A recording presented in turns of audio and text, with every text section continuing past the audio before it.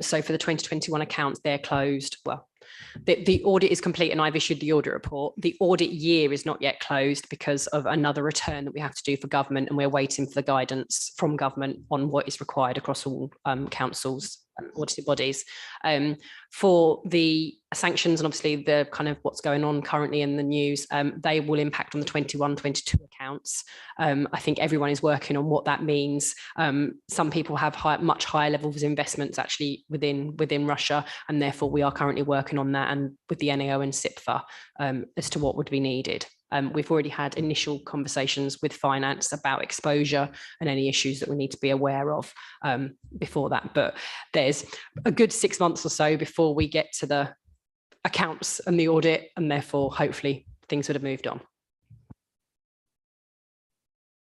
Thank you. Are there any other questions? Okay, well, thank you for that. We're just to note that, aren't we? Yes. So we move on to item 5, the external audit plans for council and pension fund accounts. And back again to you, Liz. We're getting our money's worth tonight. Thank you, Chair. Well, I mean, you're very expensive, so it's kind of, we need to get our money's worth, I think. I was going to say, they did warn you about me, didn't they? Did, yeah, that's yes, fine. Good. I deserve it. Audit fees are high. Overruns I will be bringing to Roger, and I'm sure he'll be challenging me back on it. So this is the audit plan. It's an outline audit plan, and it's much shorter than our normal audit plan for members of the committees who are kind of aware of our usual audit planning. Our actual planning visit is due to start in April, and it will take place in April. And then at the committee after that, we'll bring a extensive kind of our 30-odd page audit plan. But for this meeting, we just really wanted to set out kind of some of the high level risks that we've identified. They're the same ones. Obviously, your audit was only recently signed for 2021, so things haven't moved on dramatically at this stage. So really just to say that obviously our audit is planned for April for the interim, and the accounts audit will be planned for September and October. For those of you who are aware that the deadline for issuing the audit report used to be September, the accounts and audit regulations that are draft for 2021 have continued with the target date for signing audit reports to be the 30th of November. We are aware, and we've spoken with officers, that you have an audit committee in early November, and we will be bringing our audit results report to that meeting with a view to sign the opinion on the audit report after that date. Really to say in the outline audit plans, we've just set materiality and the key risks for the council and the pension fund. For value for money, we've not yet done the detailed planning, but we've just identified a couple of areas of focus that we will be doing in much greater detail, and they're around your financial sustainability, and some of the kind of discussions that are ongoing around the DFG grant and the deficit that has put into the financial statements, and obviously your Ofsted inspection to see when that report comes in, to obviously make sure that we fully assess that and assess any impact on the council and the value for money arrangements. And that's all I was really going to say on both the audit plans, unless there's any particular questions. Well, just to remind you of a couple of promises that you've made to us. The first is that they won't be late again, regardless of whether people need holidays or that sort of thing. You cancel all leave if necessary. And the second is that if you are going to change any of the ways that you calculate some of the key factors in the accounts, you will give us plenty of notice so that we can together work it through and make sure that we're not squabbling at the end of the process. And they are solemn promises. Would you like to just repeat them again? Thank you, Chair. That they are promises, and we've already said with finance, and I'm sure you're fully aware that your financial team are ensuring we're challenged fully on that and held to account. We've said that although we're not starting the actual, like the accounts audit visit, we will pick a lot of samples in the April interim visit. So therefore then officers have the summer to kind of find the evidence that is ready to go from day one. And obviously the sticking point in the 2021 accounts was around the PPE valuation. We've already engaged the same real estate's valuer from our team to look at the 21-22 valuation, and that is work that we will be kicking off in April. So when we come to the accounts audit in September, we already hope to have all of that buttoned down. So it's just the audit team's work on PPE, which will be kind of the normal audit process. Roger, is that your understanding as well? It'd be nice to get some measure of agreement at the beginning, wouldn't it? Yeah, that is my understanding as well. And we, as Liz knows, we will hold their feet to the fire as well as they will hold our feet to the fire to deliver on this. And we're doing a lot of early work in April, especially around PPE, which obviously, as you know, was one of the contentious issues that we had. So we're hoping to get that done. My only concern with that, Roger, is that later in the year we may not be able to afford the fire. Well, noted. Adam, do you want to ask your question again? Sure. Well, I can actually rephrase it now.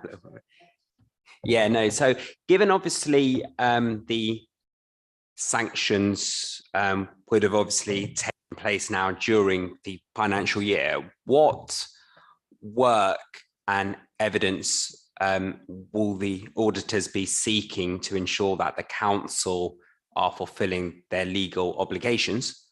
And secondly, in respect of the asset value, which probably ties into the pension schemes, will there have to be some sort of provision around the value of, say, any Russian assets or backing, given obviously they're probably worth zero if they were to be sold now? Thank you.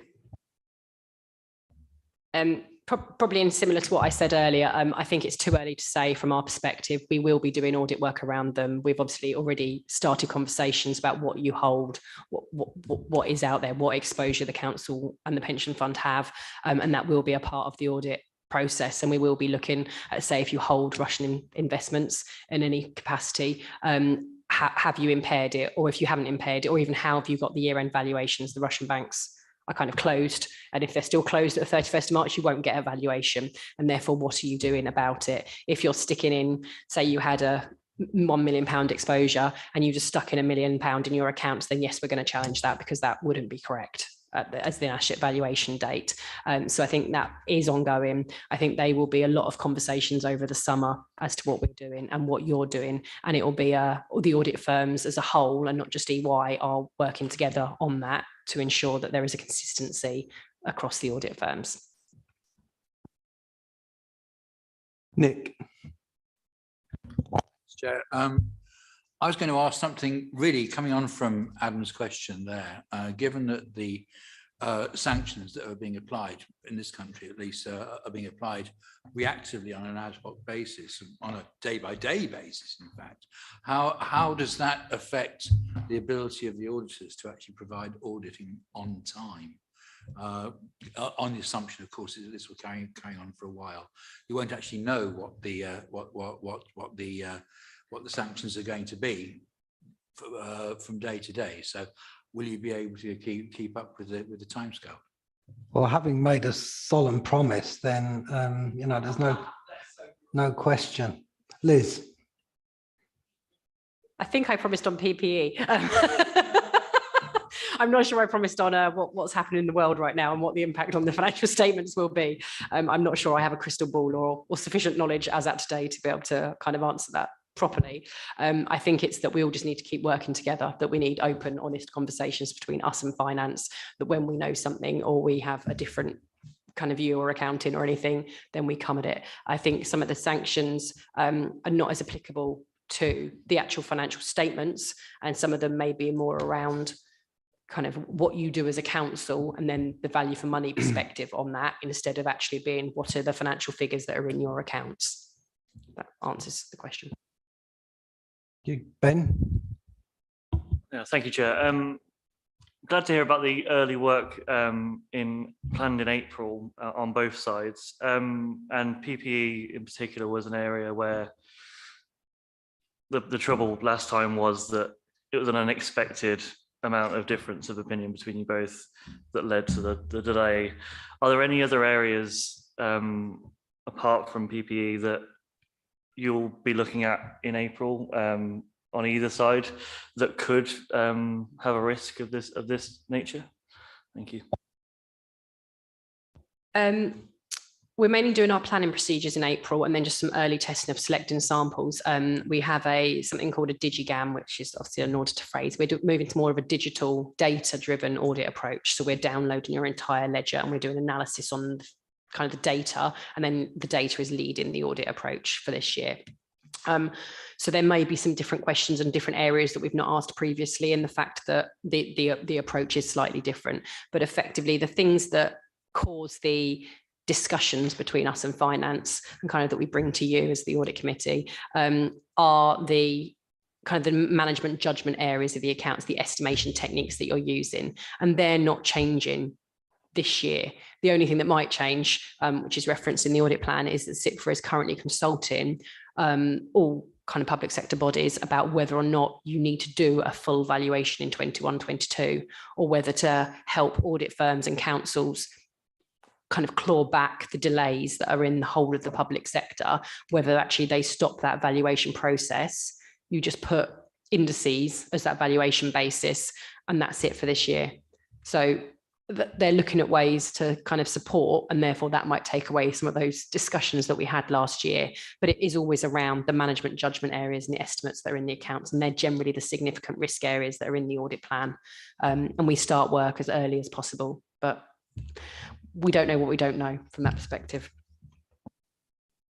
So if they take that work away, will we get a substantial discount? You wouldn't get such a hefty additional fee.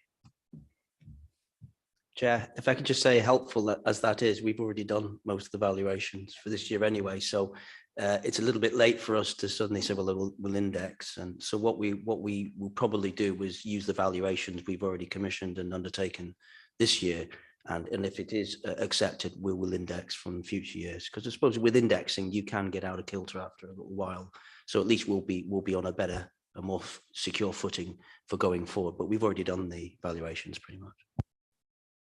Okay, so ahead of the game, Roger. Thank you. Any other questions? Adam. Thank you, Chair. Just quickly, so I know previously, Liz, you spoke about there was going to be an FRC review of the audit. Was that for the 31st of March 2021 year end? And how will that sort of impact in terms of the audit work this year in terms of time-wise?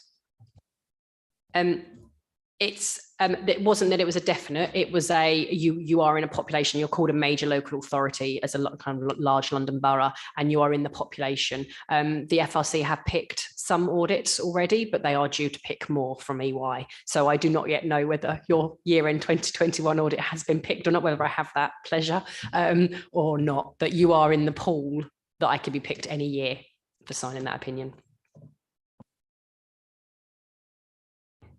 Okay, so we note the audit plans and pension fund accounts, and thank you very much, Liz, for your contribution.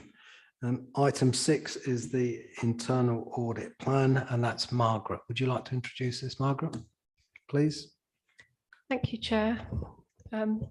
Yes, this is the internal audit plan for next year. As I've mentioned in the report, we consult with DMTs, directors and assistant directors. We review risk registers and take into account issues that are known and if there's been any fraud. I just want to point out on the audit plan for this year, just to make, I'm sure you're aware, some of these are joint reviews with other councils. For instance, payroll we do with Kingston Sutton because it's a shared payroll service. Pensions is with Richmond Wandsworth Camden, as I've mentioned. And we also try and align, because we're part of a 5-borough audit partnership, so we try and align audits. So this year we're doing the climate change audit across the 5 boroughs. So by doing an audit across the 5, we can gain some knowledge and areas of good practice going forward. I think that's really all I was going to highlight in the report, if anyone's got any questions. Thank you, Margaret. Are there any questions? Stephen. Thank you, Chair. I'd just like to ask a kind of minor question about the charter, Appendix 1. On page 144, it says about the head of internal audit reporting directly to the top of the organisation. Then on page 145, it lists a number of senior people at the council. I was a bit surprised not to see the leader of the council named on page 145.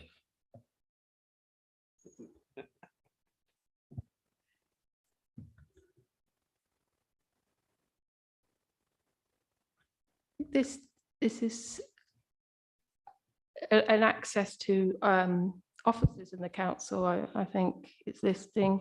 I could check that point for you, but we don't. I mean, we do have access. We can communicate with members, but I think this was just saying that we can have access when we need data, information for an audit. Would you like to add anything, Caroline? You're muted. Yeah, thank you, Chair, and apologies, I'm not there. I suppose it's just to say that these are the people who you would want to raise concerns with about the way things are progressing in the organisation, and that's why the chair of sort of this general purpose committee is mentioned, but not necessarily the leader, because we're looking at the governance side of things rather than the executive. So that's why the chair is raised, but not necessarily the leader. But that doesn't necessarily mean that Margaret would not have access to the leader if she had concerns about the way certain things were being run, but it's more for the governance side of things that we want to be able to ensure that Margaret has full access to be able to talk to people and raise concerns. Thank you. Are there any other questions? Okay, can we note the internal audit plan? Thank you. Item 7 is the internal audit progress report, and that's Margaret again. Thank you, Chair. This provides an update on the current year's internal audit progress. So I've noted there at the moment, the audits, we've got 78% assurance, either substantial or above. And we have 7 limited assurance opinions provided. Have previously given you updates on 3 of those. So I've just provided updates on the 4 that have been issued since the last committee report. So the first one, we've actually I've outlined the issues and the response, and the progress on those are that they have all now been implemented. We have a couple of schools that received a limited assurance, so they're in progress. And then the other one was just on the parking enforcement service, which I've outlined there. I just wanted to highlight really the priority 1 actions, which I've detailed in the appendix. So we do have 3 areas where we have, from previous years, we're still chasing for progress on implementation. So the building controls have come back now to say that they're going to implement those from April, and it will take them 6 months to implement. I think the PCI compliance, they are nearly there. They're just waiting for the certificates to come through. The prepaid cards, when I was writing the report, there was a delay in getting a response because of the Ofsted inspection, but I have since received a response from the Assistant Director to say that these actions have now been implemented, which is good. So I will update the committee on progress on those, and I've just outlined the ones that we've had for this year that we do get follow-ups, and we do go back and check on progress. Thank you. If anyone's got any questions.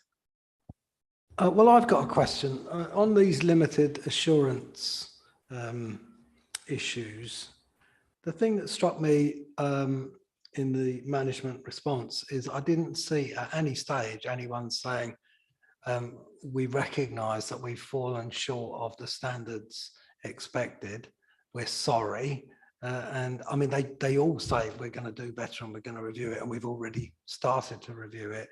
But I think they've obviously not been to the same school that I have in relation to these matters, which is if you get something wrong, hold your hands up, say you are sorry, and you will put it right, as opposed to this is back there and we've reviewed everything, because there's also merit in actually explaining why it got into that state. And, if policies haven't been updated for a while, that may be because there were some, shortages of staff or something. But at least to me, it seems important that we get some kind of explanation in the management response, as opposed to, you've identified these problems and we're putting them right now, or we've already put them right. Any other questions? Stephen. Thank you, Chair. I see since April last year, we've had 7 limited assurance reviews and 13 priority 1 recommendations. I'm just wondering whether you can give us an indication of the overall control environment in the council. I mean, is this 7 limited assurances and 13 priority 1 recommendations a kind of improvement on last year, or does it reflect a deterioration of the control environment, or are we just about the same? And so a kind of comparison in relation to past years, and maybe a comparison in relation to other London boroughs. Is this level of reporting similar or better or worse, please? Thank you. I do do an annual report each year, so that will come up in the next committee, and that does that comparison and to the previous years. But I can add in some comparison to the partners. But the key areas that we'd look at are the key financial areas. So cash and bank, general ledger, payroll. There's some key financial systems that we make sure that their controls are working, and they've all come out with substantial assurance, accounts payable. So those key areas are working well, and they have been getting a substantial assurance over the last few years. The sort of areas that are coming up as limited, the ones maybe that we don't look at that regularly. So we have ones that certain service areas we may look at now and again, and we're particularly focusing on ones where we think we may know there's an issue or there's a high risk in that area. So it may therefore tip it into the fact it could be coming out limited because we're focusing on the higher risk areas. But overall, I think the key financial systems, the procurement, IT systems, I would expect them to come out as substantial, and I'd be concerned if there was issues. There was a limited assurance provided on cybersecurity, which I reported up at the last committee. They didn't actually, Mazars did the review, and they didn't actually provide any priority ones, but they did give it a limited assurance. But all those actions were implemented immediately. And obviously it's an area that the council and all councils are keen, and organisations are keen to make sure they're as tight as possible on. So I don't have particularly concerns that I have, more this year than in previous years. So, mindful that we are in a public meeting, I'm just looking at the limited assurance on a couple of schools, including reference to the way in which a deficit budget is being tackled, because I'm aware that there are substantially more schools with deficit budgets than perhaps we would normally see. And of course, internal audit are limited by resource as to the number of schools that they can investigate. And I kind of know a little bit about sort of sometimes how schools are selected for audit. But I just wonder if Margaret's got a comment that would give us some assurance that someone somewhere, possibly in children's schools and services, are keeping an eye on these deficit budgets, and if they're not actually under internal audit, that nevertheless the need to keep a close watch is recognised, and you can give us some reassurance on that.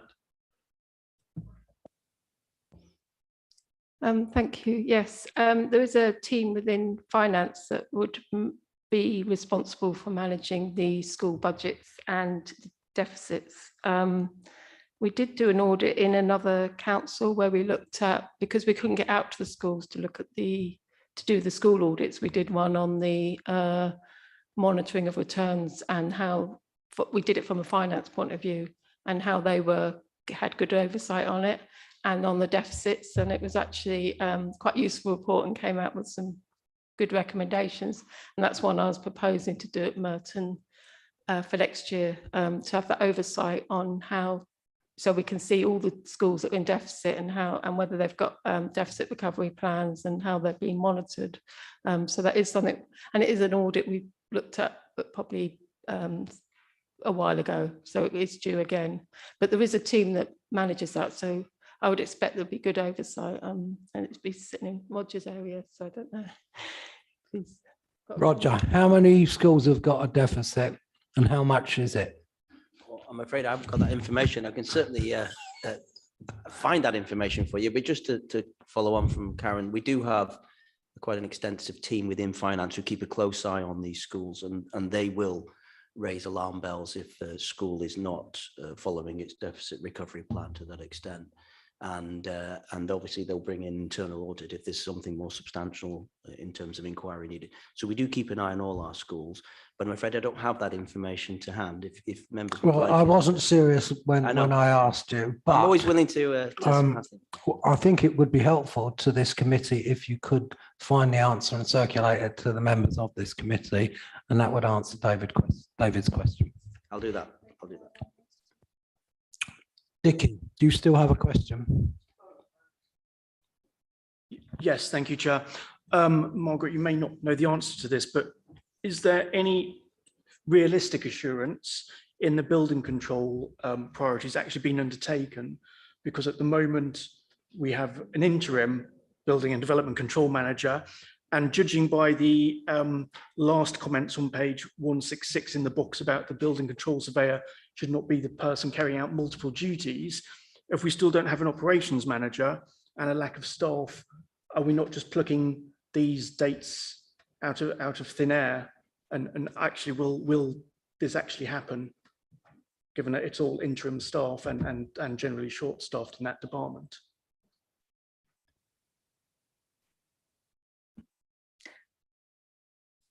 I suppose I can only go by the fact they've responded to say that they are intending to complete the actions. I mean, there's 3 P1s outstanding. So one of them was to do the reconciliation between M3 system and E5 to make sure the invoices have been raised and the income received. So that would be in their interest to do that.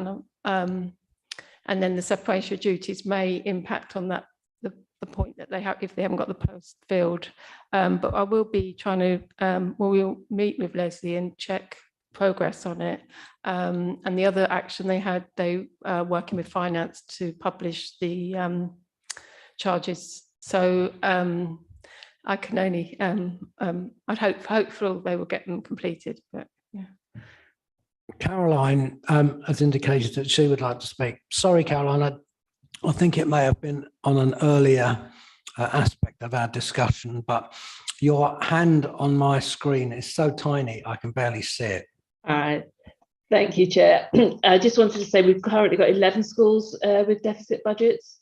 Majority are for 1 year, but I think there is one school which does spread over 3 years. And there's a range of actions being undertaken by both Children's Schools and Families and the team that Roger and Margaret have referred to. So there are some meetings being held with the schools coming in to discuss their recovery plans, and others there'll be some further work done in the new financial year when we actually find the final outturn for those deficit budgets and the plans that they're going to bring them back into recovery bases. So I just want to give you some assurance there's a lot of work going on with the Head of School Improvement, Elizabeth Fitzpatrick, as well as Roger's team as well. Thank you. Caroline, can you just confirm you just said 11? Correct. Out of? Over 70. 60? The former leader assures me it's 70. So. Well, that's over 60, so yes. Okay. Well, I still think it would be worthwhile circulating that information. And can I ask, if a school does run up debts, who ultimately is responsible?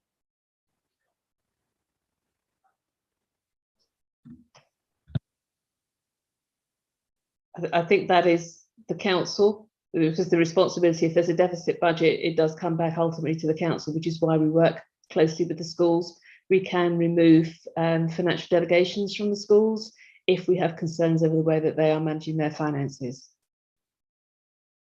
That's not something that we do lightly, though.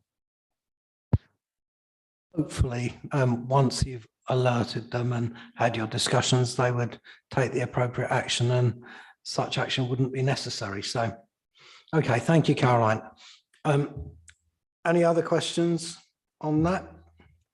Good, okay. Well, we note that. Item 8 is the update on RIPA authorisations.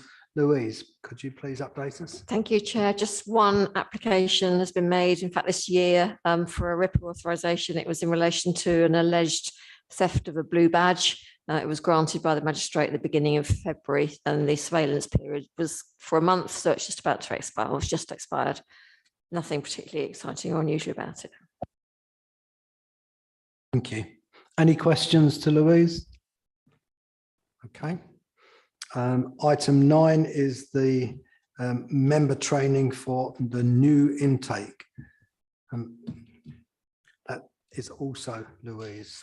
Thank you. And the title on the agenda, Chair, is slightly misleading because, as you will see if you've read the report, it goes beyond just the training programme that we're suggesting and covers the proposed IT provision for the next intake of members.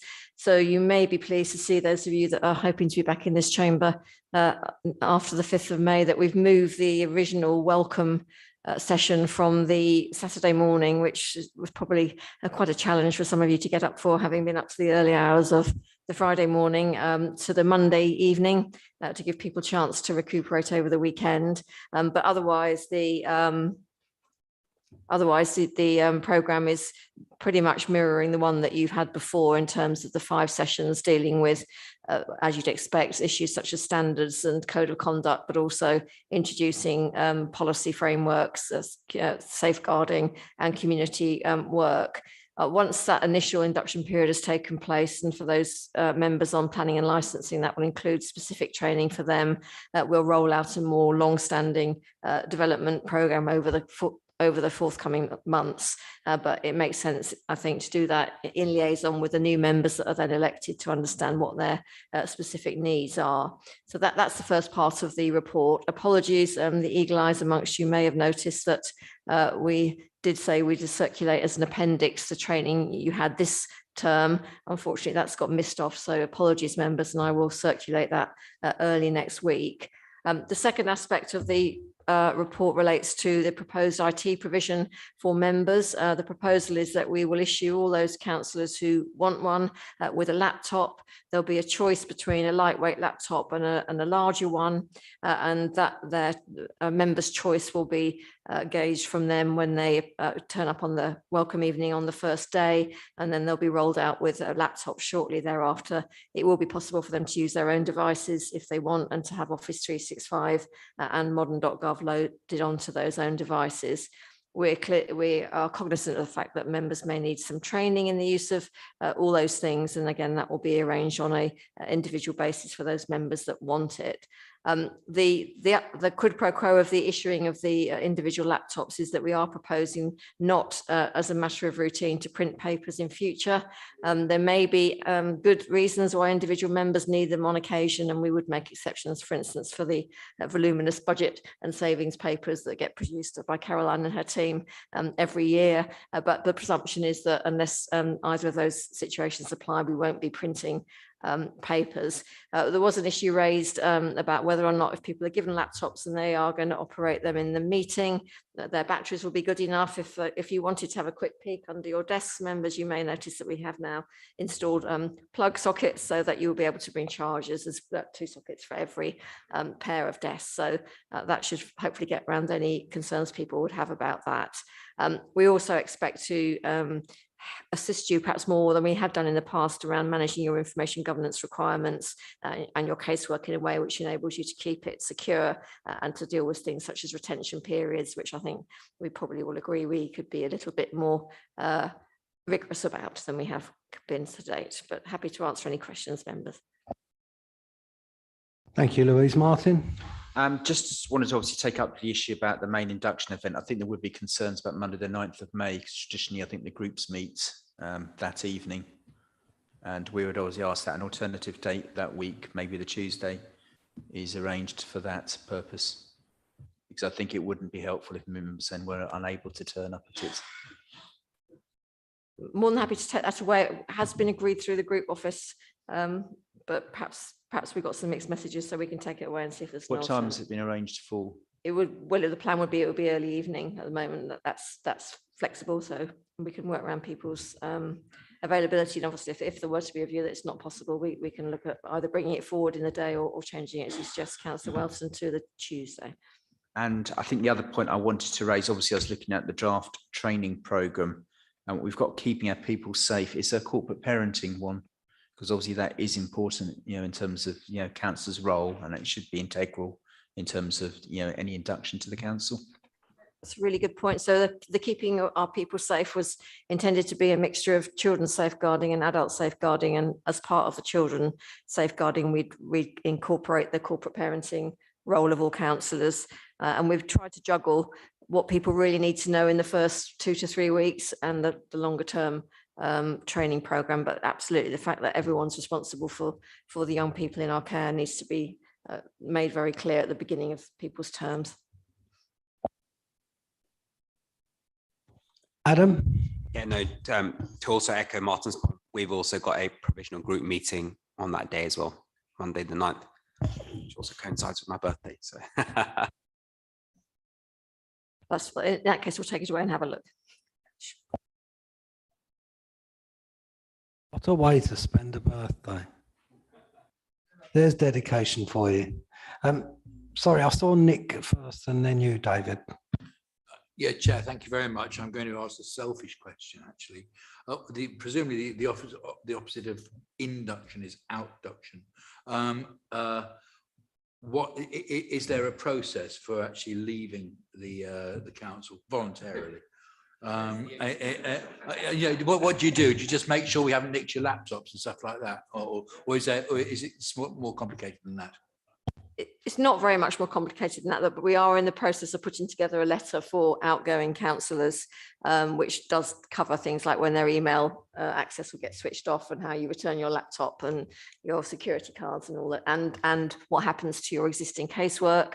There are some data protection issues around whether it just gets passed onto your successor. So we're going to manage that process through the group offices. But yeah, we're thinking about that.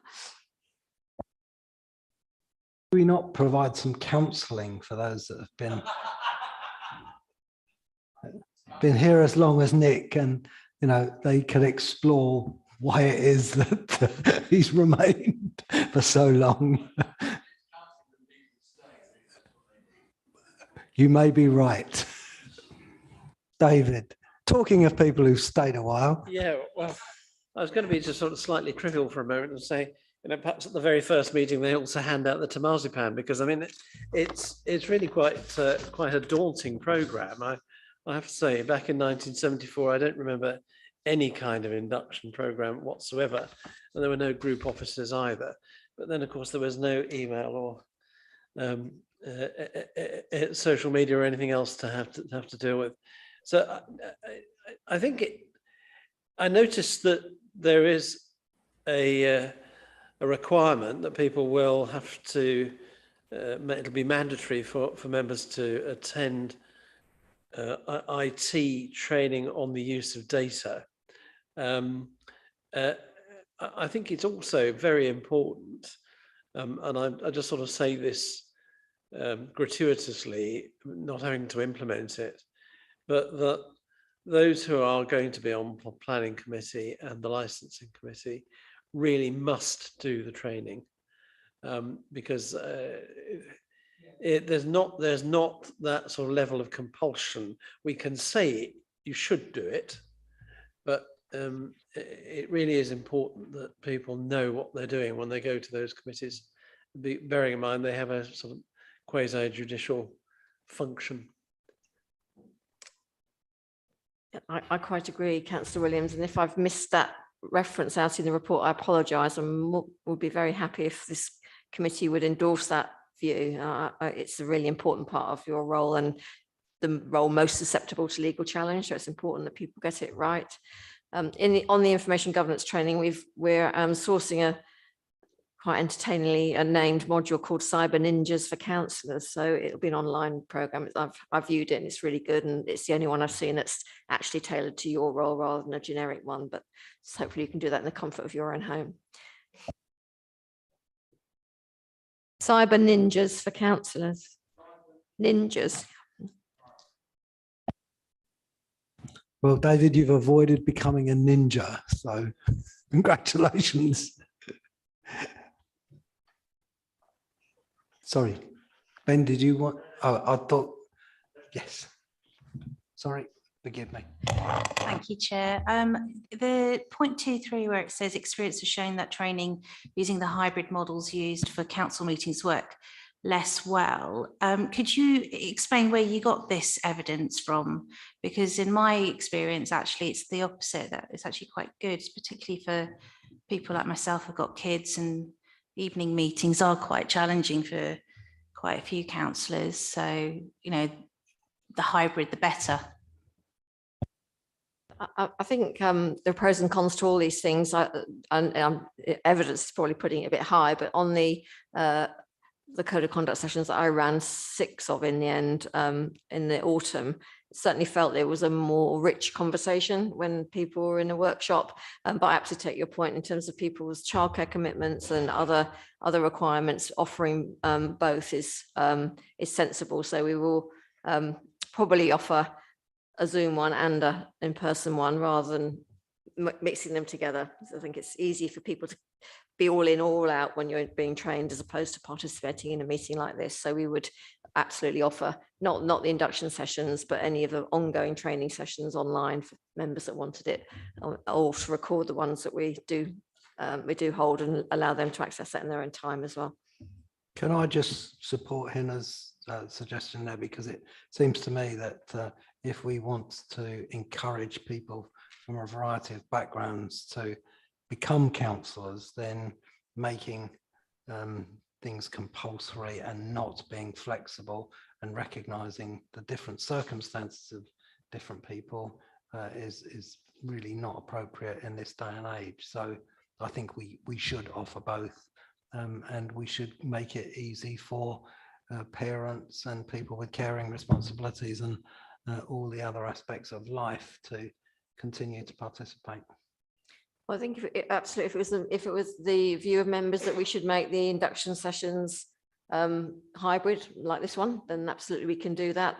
The only caveat to that would be the welcome evening, whenever that ends up being, because we'll have the photographer here to take your pictures. You'll be picking up kit, lanyards and all that sort of thing. But for all the others, if we wanted to do it this way, that absolutely can be done. I see a lot of nodding heads in amongst members here. So I think that's, I mean, I don't think we need to take a vote on it. I think that has the assent of the meeting. Yes, Hina.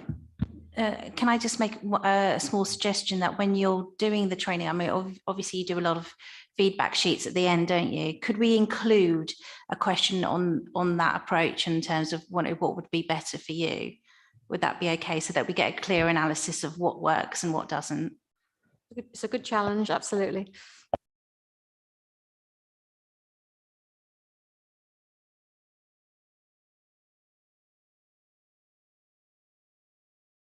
Item 10 is freedom of the borough, and that's Louise again. Chairman, Sorry. I'm just going to sort of sit back. I haven't got a peculiar interest in this, but I'm just going to sit back. Well, I think we might have to throw you out, quite frankly, but you sit back.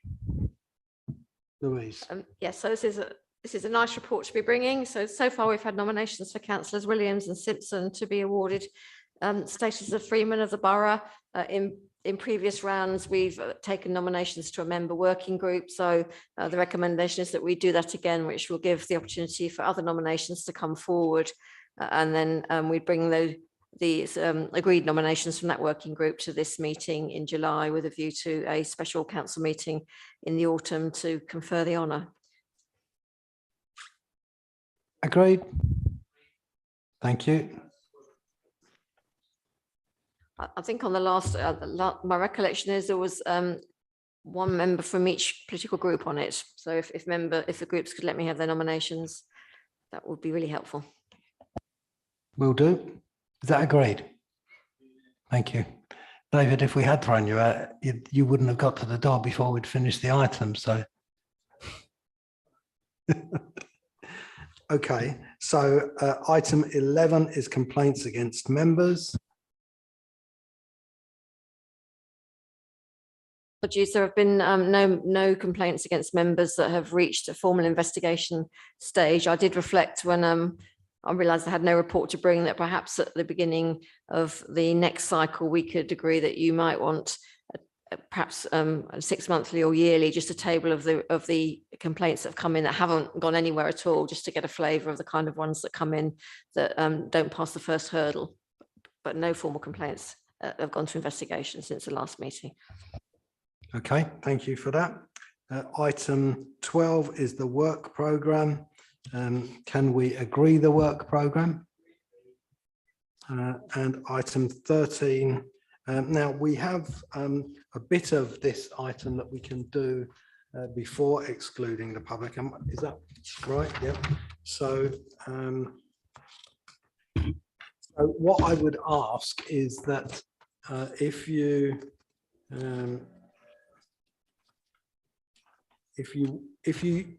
issues on the white paper we can discuss now.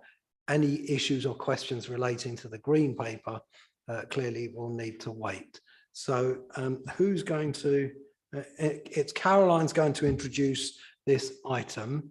And Caroline, if you could introduce the white paper and then we'll come back to the green paper. Certainly. Thank you, Chair. So this is the regular update that we do for members of this meeting, which has some analysis over the use of agency staff. You will see some of the information in the tables. There has been an increase in agency staff, but there's also been an increase, for example, in additional functions as a result of the COVID pandemic. So therefore, there's been additional grant funding to help support some of the roles. Some of those roles will be ending at the end of this month. So, for example, our track and trace team, the positions will be ending.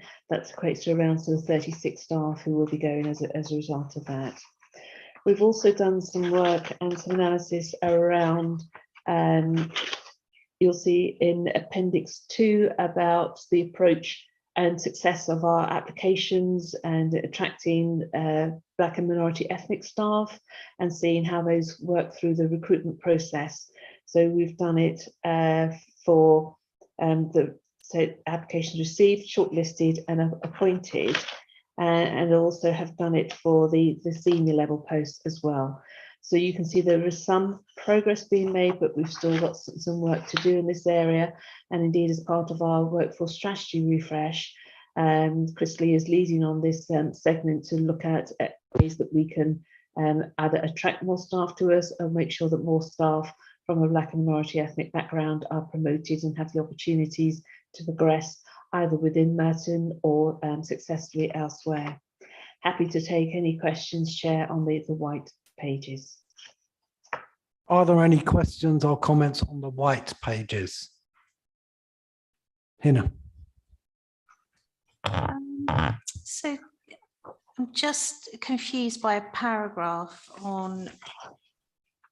under environment and regeneration on page 192, where it says we have also been successful in securing some of your Merton 2030 money, which has been used for short term. That whole paragraph actually is really, I'm just unclear on that.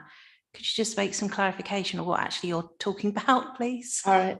So as part of your Merton, which has now become Merton 2030 when it's reported to Cabinet in January, we had set some monies aside, £1 million, to help with some short-term objectives to help deliver those.